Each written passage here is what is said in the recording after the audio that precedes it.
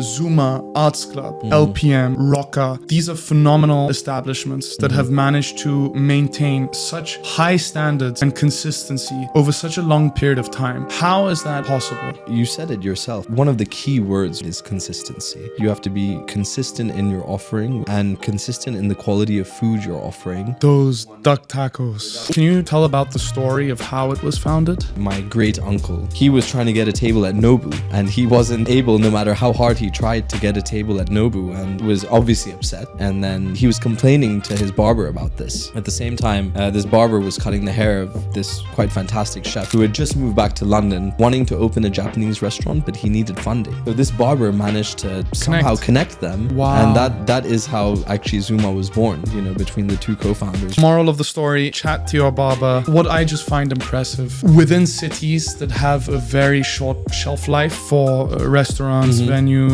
you guys have managed to stand strong over an extended period of time. You know, I mentioned we're a 162-year-old brand. First of all, staying true to your history and heritage and legacy. That's so important as a brand to also celebrate the food. The ambiance, the location is super important. If you are an international restaurant, you almost have to have a restaurant in Dubai. Delicious. It's good. By the way, very good. Very refreshing. To anyone that's listening that wants to get into hospitality, F&B, what kind of advice can you give to aspiring? You have to nail. Where in Seoul are you going? I'm staying in Gangnam, in the Joseon Palace. It's going to be absolutely fantastic. So right in the heart of the kind of cultural district, all the bars, restaurants, you know. First time in Seoul? First time in Seoul, Nice, which is going to be very exciting. I've had a yearning towards Asia, to be honest. Clearly. You know, because born and raised in Hong Kong, obviously. Haven't been back to Hong Kong in 5 years. It's changed a lot. For the better or worse, it's changed, you know, and then did Thailand this year as well. So it was between Japan or Korea. And to be honest, everyone seems to be going Japan. So I pivoted and chose Korea instead, you know. Awesome. Yeah, too. I've been to both. Both were surreal experiences for me. Like Japan, I found the culture fascinating. So many different moments, whether it be someone physically walking with me all the way to the metro station for like a kilometer when I asked for directions, and I thought they were coming with me because it's on the way, and then they ended up going back.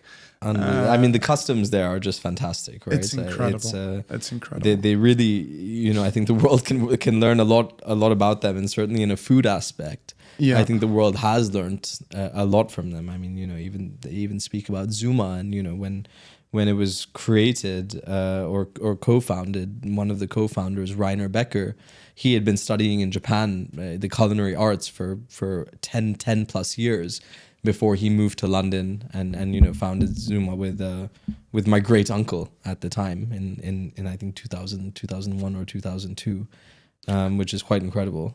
Can you tell about the story of how it was founded? Yeah, sure. So I mean, the story goes that my great uncle, his name was Rahul Waney. So I think I'm very fortunate, you know, to come from third generation hospitality family. He was always a lover of food, but he was in the textiles and garment manufacturing industry. And the story goes that, you know, even though he'd amassed a relative amount of, you know, of wealth, and he was quite successful in his own right, he was trying to get a table at Nobu, and he wasn't able, no matter how hard he tried to get a table at Nobu, and he was obviously upset, and then he kept saying to himself that he's going to open his own Japanese restaurant one day, and he was getting his haircut, and I think the barber, I always forget the hotel, maybe it was the Carlisle in London. I have to remember that one, but he was complaining to his barber about this, and at the same time this barber was cutting the hair of this really, you know, quite fantastic chef called Rainer Becker, who had just moved back to London after studying in Japan, like the culinary arts for over 10 years. and he'd moved to London wanting to open a Japanese restaurant, but he needed funding. He needed capital. And so this barber managed to somehow connect them. Wow. And that is how actually Zuma was born, you know, between the two co-founders, which are Rainer Becker and Arjun Waney, which is unbelievable. And then, you know, I think 20 plus years later, I think the success of the brand, it speaks to itself, right? 24, 25 locations, including pop-ups. No signs of slowing down, to be honest. No, I think definitely they're opening 3 to 4 locations a year, which is really fantastic for them. Man, I love that story. Like, I remember hearing it. I don't know if you had mentioned it to me previously, but I thought that story was a rumor. So it's it's good to clear. It's true. I don't really know what happened to the barber, but you know, I hope he got some dividends. I know I have to ask, but hopefully he so was also he was the barber of both. Yeah, so exactly, he was the barber of both, and of course, you know, we all get our hair cut. You end up chatting to your barber, and who knows? I think 99.9% out of the time you're chatting to your barber, but you don't think something as extraordinary as Zuma as a brand or business is going to come out of it. But moral of the story: chat to your barber. Exactly, chat to your barber. I mean, you never know. And if you get rejected from somewhere, exactly, launch the biggest competitor they could ever have. Exactly. So I mean, you know, maybe initially he did it out of spite, but he's a true restaurateur, and you know, I think probably one of the greatest of our century. And you know, looking back on that, the family, we also had LPM back in the day. So that's obviously been sold now, but you know, I give a lot of credit to him for expanding the brand globally into a powerhouse that it is today as well. Definitely, and I wanted to ask you, I mean, Zuma, Arts Club, LPM, Roka, these are phenomenal establishments that have managed to maintain such high standards and consistency over such a long period of time. Yeah. How is that possible? Well, I mean, I think you said it yourself. I think the one of the key words, right, is consistency. I think you have to be consistent in your offering, which all of these brands have been very true to, and consistent in the quality of food you're offering.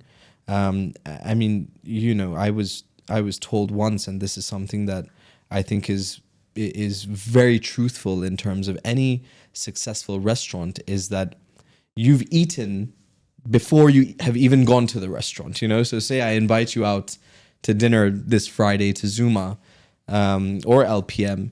Before we even go there, I know exactly the meal that I'm going to have. You know, I've already ordered it in my head. I have the menu in my head. I've already ordered it. I know exactly what I'm getting and the quality that I'm going to get, you know. I know that I'm going to get that spicy beef tenderloin in Zuma, or you know, or the ribeye in LPM, or whatnot, you know. And I think in that sense, it's never easy, right? I think you also have to strategically open your second, third, fourth location in the right location. I think that's also extremely key. You know, in London, it's really at the heart of London.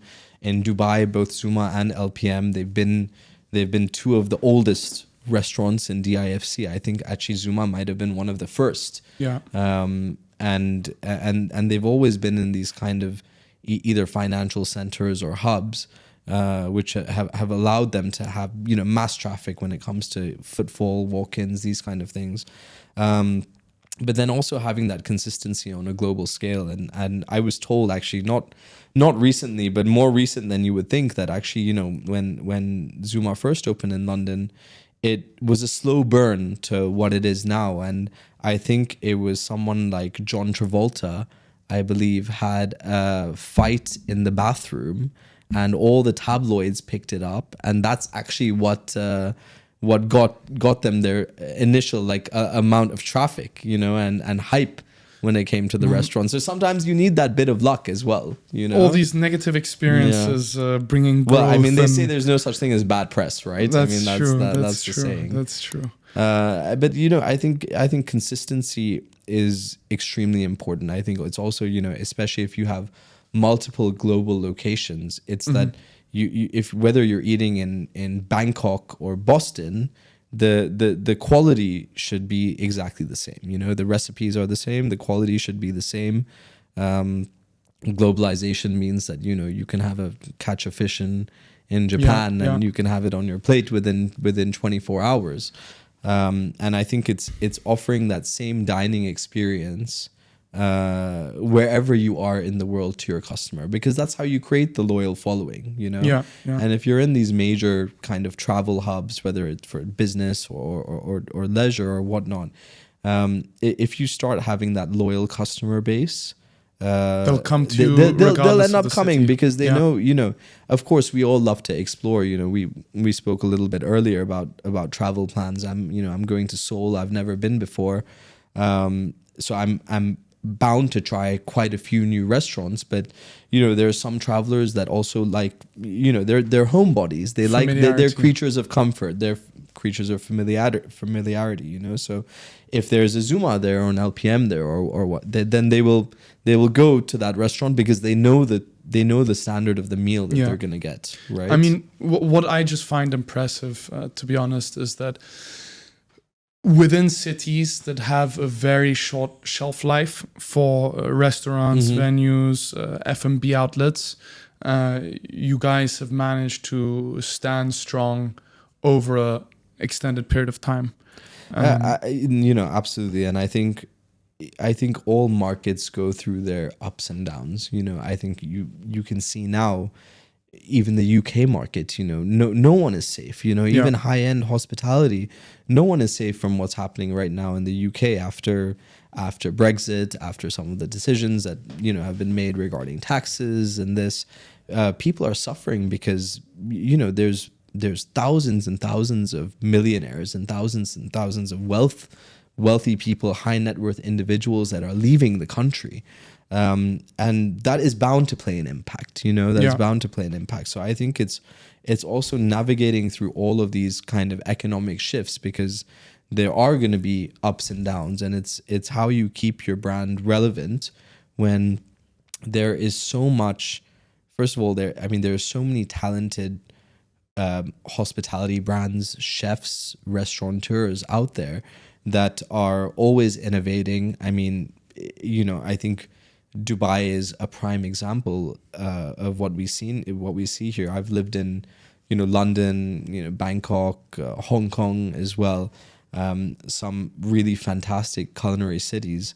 And what I'll say is that I've never seen a hospitality market like this one when it comes to high-end hospitality, because there is a plethora of competition and a plethora of options for the consumer.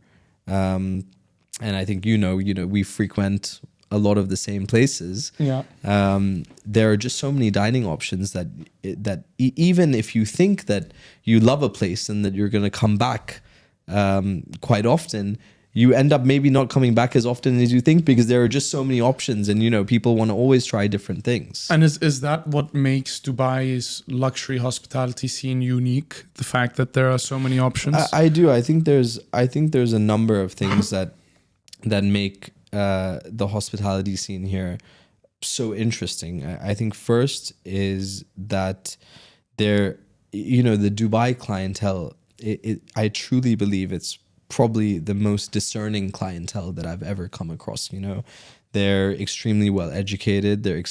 And more importantly, they're extremely well traveled.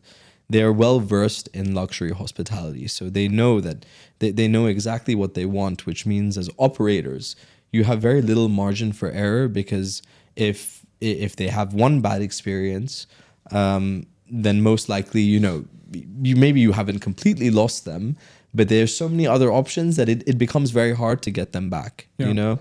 And I think that's where you have to really think, is you want both tourists, but you also need a strong local market to survive, because you need that repeat business, you know? Zuma, LPM, Nusret, all of these restaurants, they do well because people know these brands globally. So even when they're flying into Dubai, whether it be it for vacation, business, whatever it is, they know these brands, so they're going to go to these brands, you know. But you also need that local customer that lives in Dubai that's going to be coming, once a month, once a week, that kind of thing. It's where we differentiate as a private members club. I think not that we like to make any mistakes, but I'd say members are maybe give us a little bit more leeway if something is not absolutely perfect, because they're supporters of the club, and it's a club that they're going to continue to utilize over the period of their membership. Yeah, you guys have really managed to create this sense of community. Also, first of its kind, right? Members club culture did not exist. 100%. I mean, so we're a heritage brand. We're a 162-year-old brand, which I think is quite incredible. And originally founded in London. I mean, some of our founding members, Charles Dickens, even Mark Twain used to be a member. So we've had some real cultural icons, I would say, as members of the arts club. And I think for us, we were probably the first social private members club in the region. I think there's obviously other members clubs here, and maybe a little bit more focused on specific niches like business or whatnot. But we are truly a social private members club, and I think you're absolutely right. We're not in a market like London or like New York, where there's such a rich history, highly saturated as well. Very highly saturated, and such a rich history of private members clubs.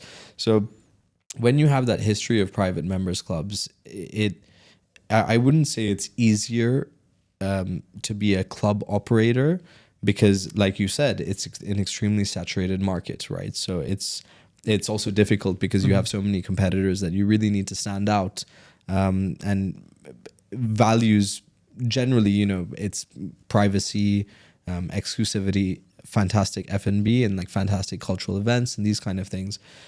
When we opened in Dubai, because there's not a rich history of private members clubs, the amount of market education that is needed in a place like this, I can't even quantify it, because the thought of filling out application forms, wait lists, any private members clubs has certain rules, rules and bylaws and policies, all designed to enhance the member experience ultimately, right? So it was a massive market education that we had to do, which to be honest wasn't easy. But 5 years down the line, I think we've stuck quite true to our guns and what we believe in. And I think luckily now we're seeing a little bit of stability in the market for us. And I think and I hope that we can be spoken about as a success. But obviously you can't be stopped at 5 years of success. You have to keep going, because it is our goal to become one of the truly recognized as one of the best private members clubs in the world as a brand. Yeah, and I think you guys in Dubai have definitely, I mean, globally for sure, but I've only experienced the Dubai Arts Club, and from my eyes, I can comfortably say that you guys have achieved that. I mean, when I first became a member, I was gonna say I wanted to say you're a member, but that's a privacy thing. I was not gonna say that you are, but of course you frequent the club, so you know all about what we stand for. And I can comfortably say that the experience as a member has definitely improved over time. I mean, the baseline was never low in any case. It was always delivering a great experience. But you guys have found a way to consistently optimize, whether it's, you mentioned that you put into place certain rules to improve the experience of members. Absolutely. In some cases, you guys have added rules. In some cases, you guys have removed 100%. rules. I think that's a very fair point. I think one thing is that, I mentioned we're a 162-year-old brand. I think it's, first of all, staying true to your history and heritage and legacy, because I think that's so important as a brand to also celebrate. There's not many brands that are so old. I mean, even when you look at a lot of newer brands and businesses, it takes a while for them to basically share with their consumers, clients, whatever it is, their true ethos, because they're learning along the way. Yeah. We had all of that, but it's also, it's also adapting. Before, we didn't allow even t-shirts, for example, underneath a blazer, but you understand that we're in Dubai. The weather is sunny. Also, times are changing. You can look very sharp wearing like a plain t-shirt and a blazer as well. People can technically conform with the dress code and not look as sharp, so I think we've been quite fair when it comes to not getting rid of rules, but making subtle changes and adaptations, and you have to, as a brand. I think every brand, and it doesn't matter what industry you're in, you have to continuously adapt. Otherwise you're gonna be left behind. Definitely. Or like Forever 21. I just read yesterday they filed for bankruptcy. And that's what happens. That's what happens when you don't adapt and you don't change with and the times. On the point of being left behind in a market that has so many options available, like Dubai, there's somewhere new opening up every day. No one can keep up with how many new venues that are opening, of course. These are solid venues. It's not Absolutely, like crap is opening up, really nice venues opening 100%. up. How do you guys differentiate in such a highly saturated market? So I think you're right. I mean, there's the amount of, and you're right, it's not crap that's opening. I mean, these are established brands from around the world in some of the greatest, destinations: London, New York, Saint-Tropez. Some great beach clubs have opened here in the last 1 month. I think a lot more are going to come in the next few years. For the arts club, so I'll speak about the arts club right now specifically. I think what we've always prided ourselves on is having fantastic cuisine. We have 3 restaurants in the club. One duck tacos. The duck tacos in Rowan. And by the way, they've been a mainstay on the venue. Bro, you cannot change that. Those are not going. Before we opened, we took a space in Al Sarkal to do all of our testing. Test kitchen. We even did some programming there. I remember eating those duck tacos for the first time during a tasting, and knowing that they would be a winner, because they're actually the best tacos I've ever had. Can I tell you a true story? Sure. I was having, I love the food also at the brasserie. It's a different option of cuisine. Yeah.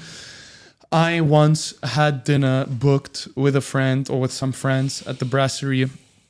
I went to Arts 10 minutes sooner so that I could go to the bar at Rohan, order duck tacos. I love it. I had 3 duck tacos. And then I went to my dinner in the brasserie. That's how I love that.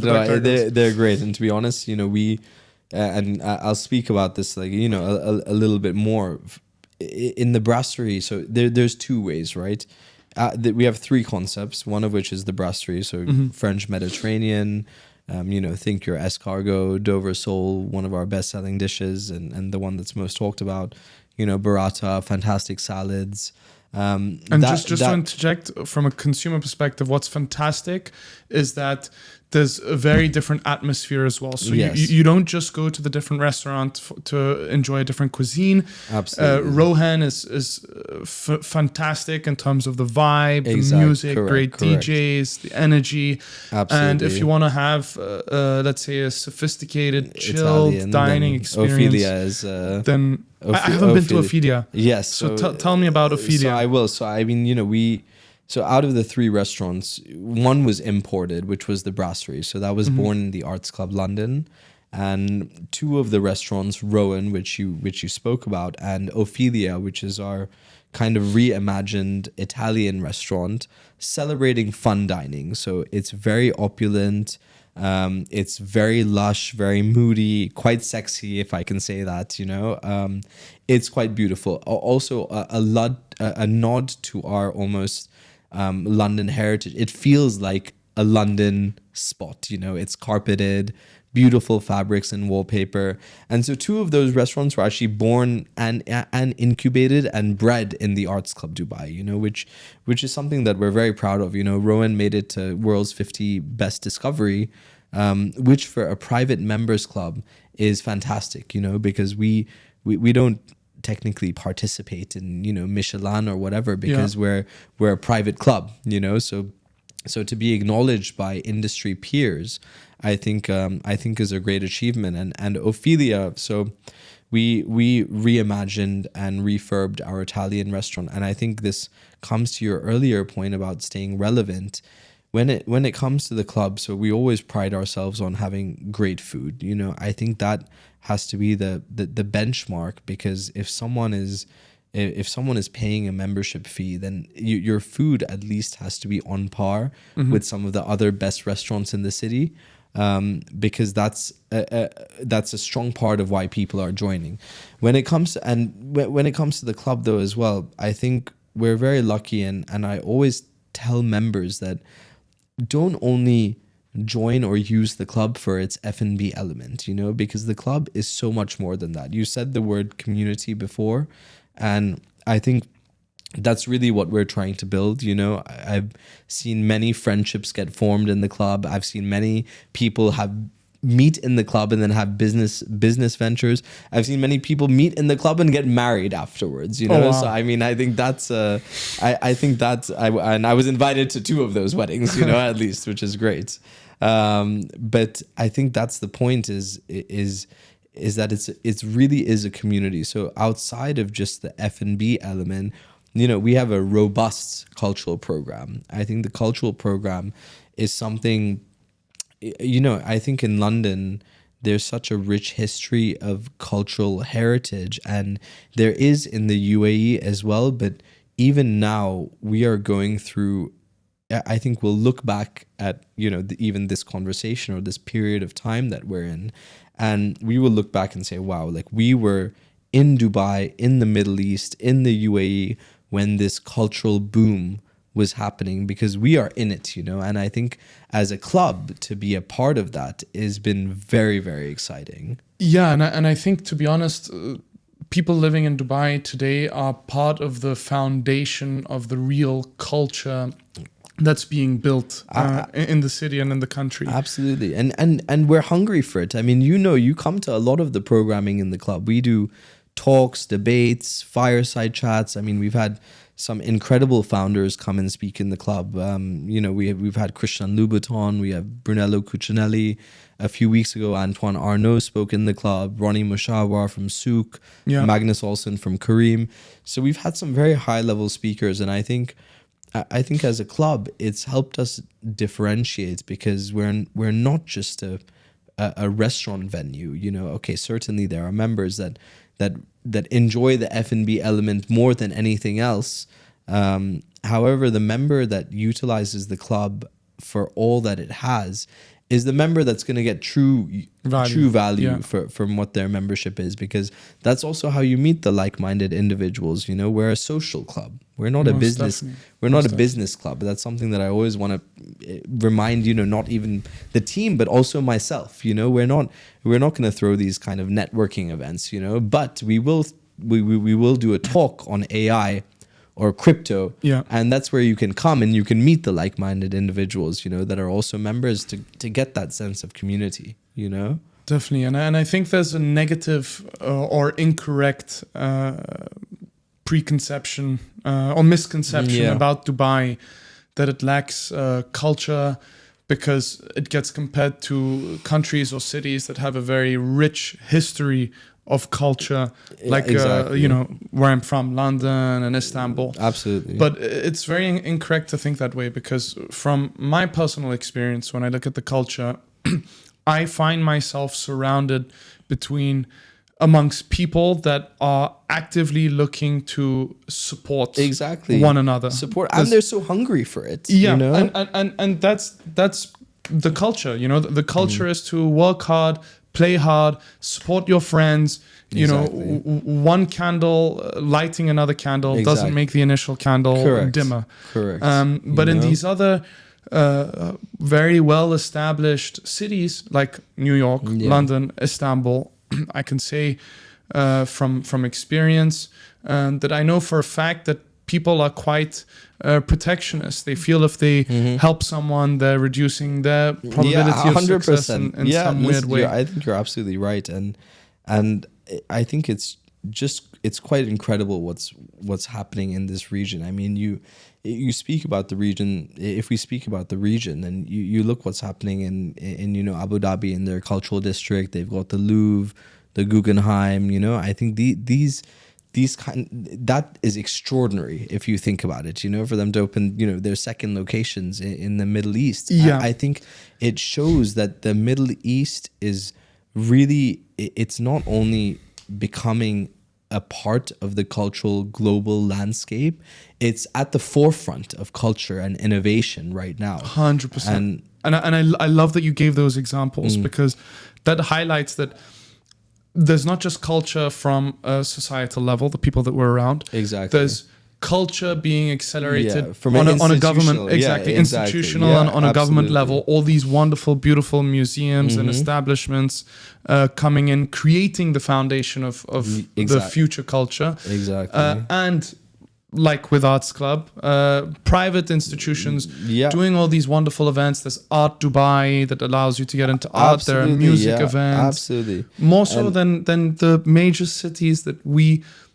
perceive as having very rich culture because of the history. Yeah. But having rich culture is also because of what the city has to offer today. 100%. And I think I truly believe that in my role as executive director of the club, and what the mandate of the club stands for. I think when we first opened, I think there were a lot of people who may have thought, okay, how are these guys going to contribute to the culture of the city? And I think for me, that is so important, because it's, we are a very exclusive private members club catering to, the top echelon of society. But at the same time, we put the pressure on ourselves because we have this cultural mandate to enhance the ecosystem of the city, and we do that through the programming. We take our members to Al Circal, we take them to gallery tours, we collaborate for talks with cultural institutions in Dubai, like the Sharjah Art Foundation, Jameel Arts Center, the UAE National Pavilion. When it comes to arts, we do two exhibitions a year, and those are mainly highlighting and focusing on local and regional artists, collectors, and galleries, So we're really trying to support the cultural ecosystem and enhance it in any way we can. And I think that is the duty of us and any club that we have. I think it's a duty for us that we always try and enhance the cultural ecosystem of the city.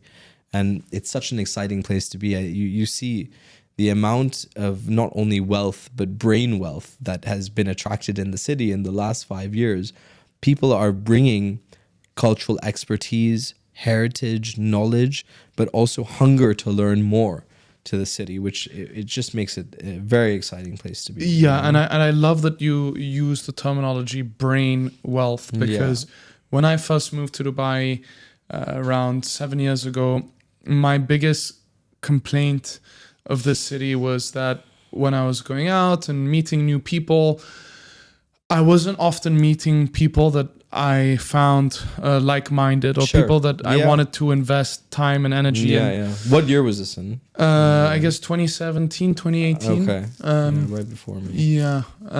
But now that's just not the case. Like I frequently meet, thankfully, people that I look up to, people that I respect, people that I want to hang out with and invest. Hopefully at the Arts Club. Yeah, definitely. Some at the Arts Club.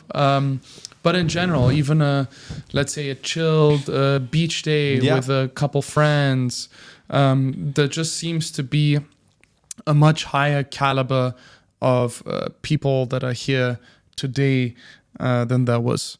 Yeah, I think you're right. I mean, listen, I said before that the success or perceived success right now of the club, which we are entering our 5th year of operation, which I think is fantastic. First of all, time flies. I also moved here early 2020, I think like a lot of people, I moved here with a 2-year in and out plan. And I thought that, you know, at this stage of, you know, of my life, career, I wanted to be based in London, you know, and that was obviously pre-COVID thoughts, post-Brexit, but pre-COVID. But I think what Dubai has done is it has been quite exceptional, and the success of the Arts Club is a direct reflection on the success of the city. The success of Dubai after COVID, I think, is a case study that will be studied, you know, generations later. Phenomenal. And how that they've managed to attract the wealth to keep them here. And you know, people say it's a bubble. It truly, we're living in a bubble. You know, we're living in a very fantastic, protected, where the world is, you know, I wouldn't say falling apart for a better word, but it's a lot of decline. But yeah, I mean, you know, Europe is tough right now. The UK is not easy. The States, I mean, let's see what happens with Trump and everything. But also, you know, markets have been quite turbulent recently. Even the places that are not in decline, they're facing a lot of uncertainty. Exactly, there's a lot of uncertainty, and I think here, if you see how ripe it is for business opportunities, obviously the real estate market is something that's talked a lot about. Hospitality, all, you know, I think there's two sides to it, right? I think there's actually three sides to it. I think brands are seeing Dubai as a city that can revive them if they maybe had a slowdown in business, because it is such a brand propellant, you know, because of the clientele that are here. I think people are looking at Dubai as where they can build concepts and then export them, because the market is so strong here. And then it's where people bring their concepts here just to grow, you know, to continue to grow, because this is now a major city where if you are an international restaurant, you almost have to have a restaurant in Dubai. And that's why all of these fantastic chefs, you know, Heston Blumenthal, Anne-Sophie Peak, they've all opened restaurants here, you know. I mean, the celebrity name chefs. On the point of all these new restaurants and concepts opening up around us, what's next for you guys? Any new concepts? Listen, I mean, I think for us, we're always trying to innovate and breed. Hopefully we can announce something in the next few months to 1 year. Being very political. Yeah, hopefully we can announce something in the next few months. Both for the Arts Club and maybe some, you know, some other ventures that we would like to get into. I think for us, growth is important.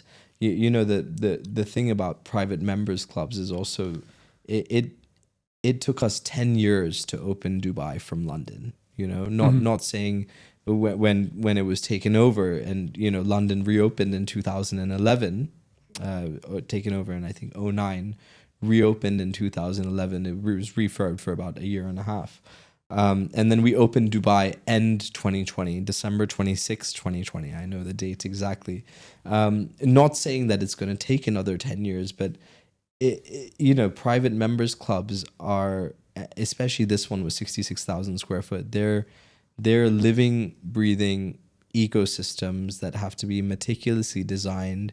The location is super important. You know, I mean, for us, we're smack bang in the middle of Dubai in DIFC in the beautiful ICD building. So it's not that we can open a club a year. You know what I mean? Yeah. It's a little bit more meticulous than that. And then it's also the capital investment that's required, you know, which is a sizable one, which you look in today's day and age, and you have to also think, maybe you would think twice before, but now you're thinking 3-4 times, you know, when it comes to putting so much capital in.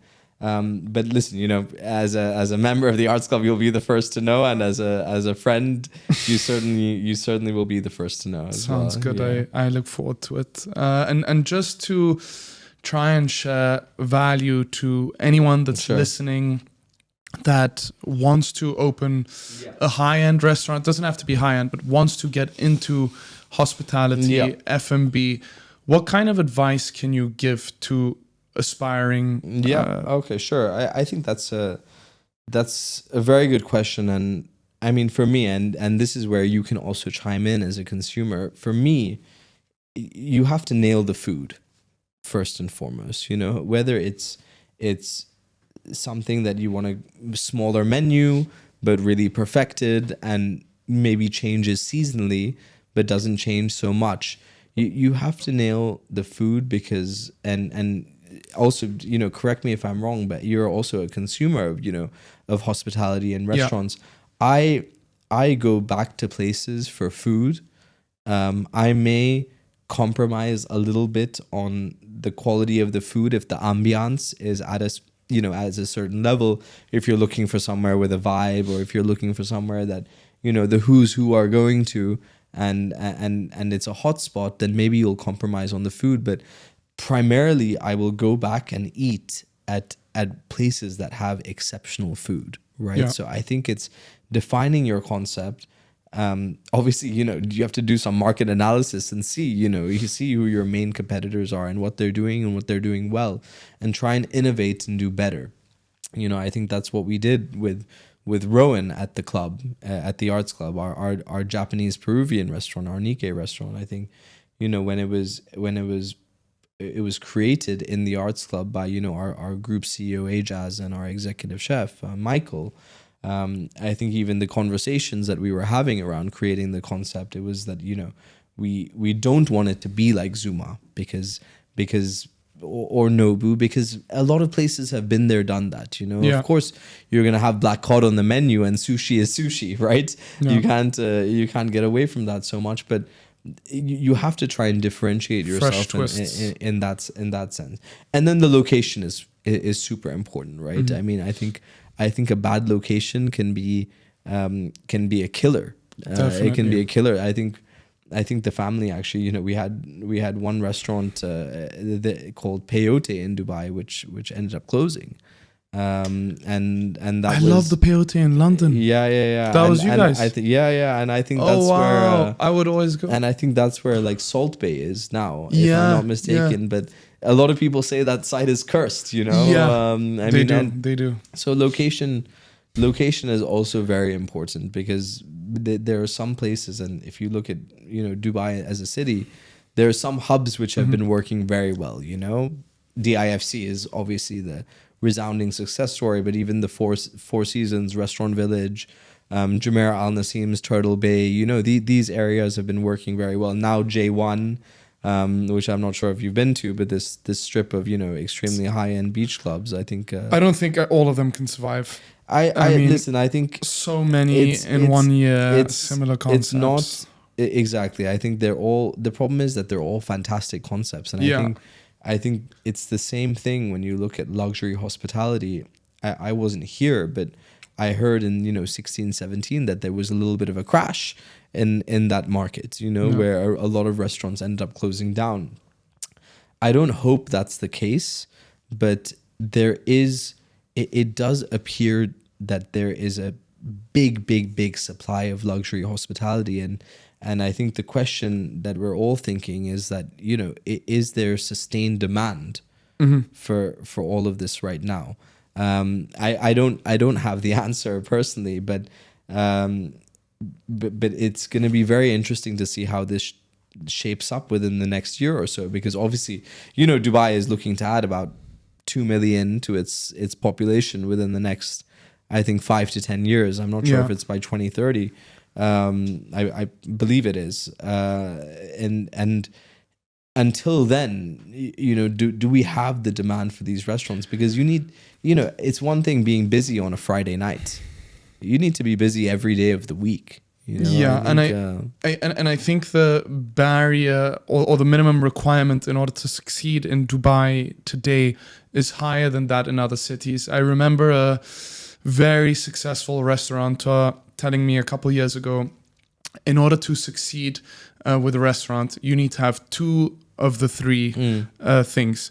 Good food, good service, good atmosphere. Yeah. If you have two of the three, you'll succeed. Yeah. I would add good location to that. Oh yeah, yeah. You know? Fair enough. Good location. I would add good location to that. And but now, given the fact that there's so much competition and it's so saturated, I have witnessed many restaurants that have the two of those three fail and not succeed. Absolutely. Now you need to have all three. You need to have good atmosphere, good service, good food, and good location. I guess a fourth add that one. Add one in there.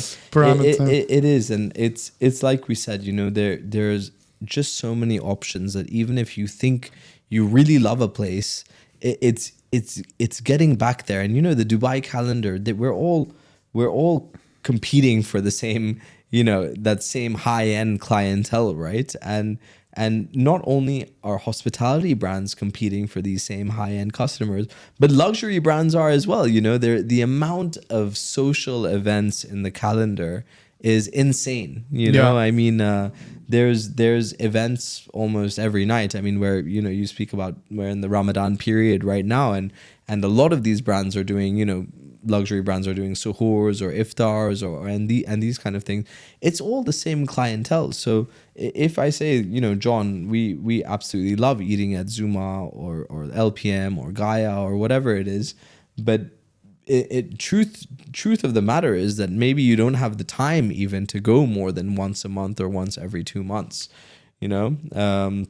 So then it becomes very hard, because any business, well, no matter what industry you're in, it's repeat customers that's important, you know. Of course, you can be very well situated, and if you have a high footfall of tourists, that's also fantastic. But it's also tiring, you know, because if they're tourists that don't know the brand, you have to continuously explain the concept, explain what the concept is. You know, maybe they're not understanding the ethos of what you're trying to do as much. The repeat business is one that I think most brands yearn for, to be honest. And I think that's important recipe of part of the recipe of any success story, is to have those loyal customers that are going to come back, you know. And have you seen the space evolving at all?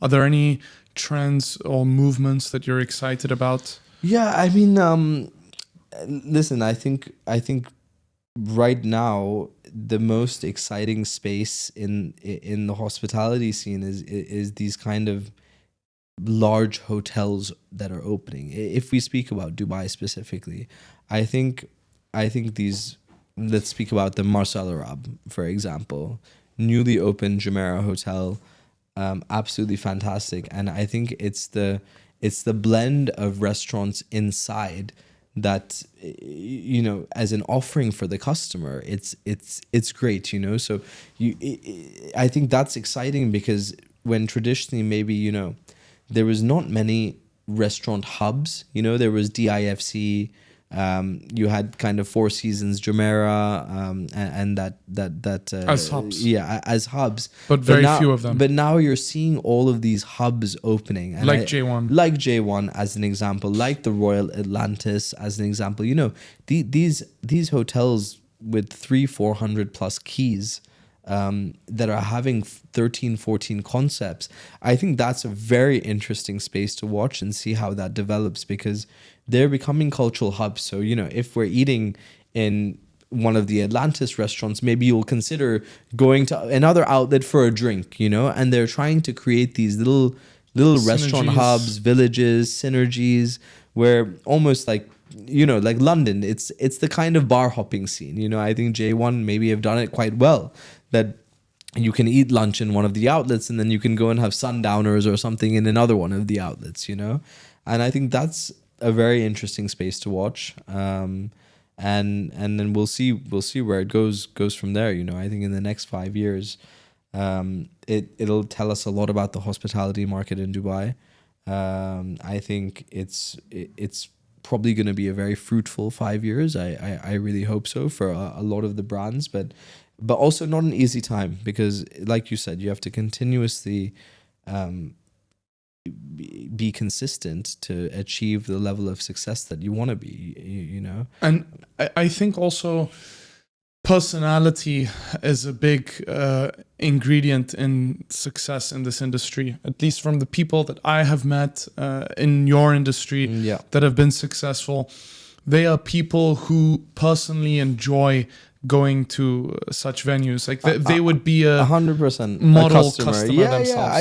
I think of course, if you want to learn, you have to go and explore. You know, I think it's important. I mean, for me, I eat all over Dubai, you know, because it's important to know what everyone is doing, and to have your finger on the pulse, because in the end you want to just try and see what is going on so you can differentiate yourself. I mean, for us, we're lucky, right? We're a private members club, when it comes to the arts club specifically, that members will more often than not come back and eat at their own club's restaurants, you know. And we're lucky that, you know, we do have a very high standard of food, but also innovation is important. You know, we've only been open for 4 years now, so we entered our 5th year of operations. We've only been open for 4 years, and we've already fully refurbed one of our restaurants, which is the Italian restaurant. You know, not that it wasn't doing well before, but we see the need to continuously innovate and enhance our offering for members because of what's going on in the city. You know. And is that how you attract and retain top tier clients? Absolutely. I think for us, you need to constantly innovate. So in the different restaurants, I think it goes to what I said before. You know, when it comes to the food offering, has to be high level. The consistency has to be there. But, you know, in one of the restaurants like Rowan, for example, we also innovate a lot. We have specials, you know, almost every day. We're constantly changing the menu, but we have all of the favorites, like your duck tacos have been there forever, you know, but we keep it fresh. The brasserie, it's more of a seasonal menu, you know, so maybe the items are not changing as much, but they're changing seasonally. So we're keeping that fresh. And then I think it's the exclusivity and the crowd that we have in the club. You know, you want to be around those like-minded individuals. You want to form relationships with other members, you know, whether it's business, friendship, or whatever it is, because there's this sense of community that you want to be involved in. I think that's the retention. And then, of course, the service, the personalization. You know, Mr. Shelley comes 9:30 a.m. He loves his Americano or he loves his matcha. And that's the personalization that we strive for, which is what is going to retain top tier clients, because it's that cliche, that home away from home vibe that we're trying to go for, you know? We really want to be that home away from home. Yeah, no, and you guys have, I can say from personal experience, delicious. It's good. By the way, very good. Nice. It's our latest flavor for the gut health product, which is our bestseller. It's very refreshing. Now you can get your blend of prebiotics, apple cider vinegar, fantastic, vitamin C, acerola extract, with a peach iced tea flavor. Oh, it's excellent. Yeah. Feels refreshing as well. After a workout, I'm sure it's also great. I mean, and this, what you had wasn't very cold, sadly, because it's been here for a while. But when you have this like ice cold, for me, it tastes better than the traditional iced tea. Yeah. But you get to consume a traditional iced tea without all the sugar, artificial flavors, ingredients. That's the biggest killer, by the way, is the sugar, you know? And, we had a talk recently, you know, on skincare, and actually, you know, even in health benefits, sugar is the thing that's going to make you age faster than anything else. You know? Correct. And we all want to stay young, or try to. It's also sickness, disease. Like the root cause of 90% of all chronic diseases is inflammation.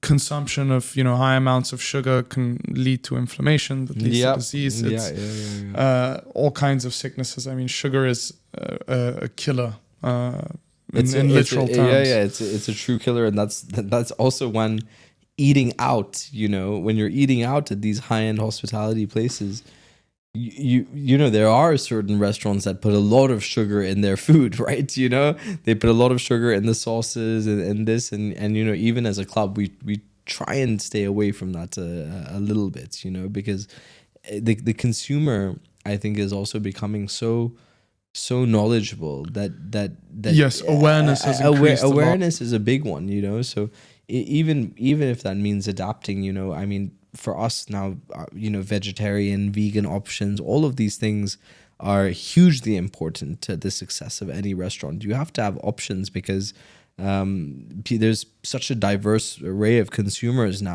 nowadays, and everyone is so aware, you know. You want to make sure that everything is kind of, you know, ethically sourced, all of these kind of things. So I think these are always important considerations to take in point when opening high-end hospitality ventures. Well, Rahul, thank you very much for coming. I think we've touched on quite a few insights. I hope so. Into the luxury hospitality sector. Excited to see how it grows, you know. Thank you.